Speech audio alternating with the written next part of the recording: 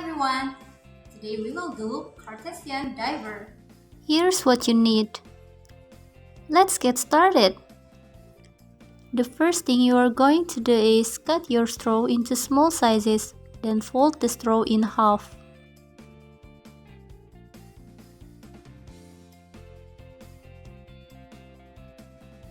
Now put the two ends of your paper clip into the two ends of your straw to hold the straw together.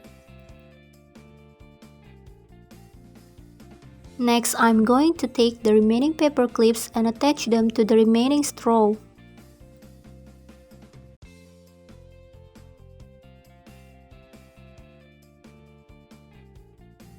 Alright, now we have two Cartesian divers.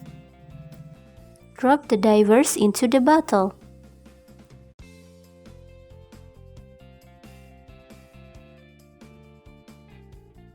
For the last step, squeeze the bottle to make the Cartesian diver sink and release it to make it rise.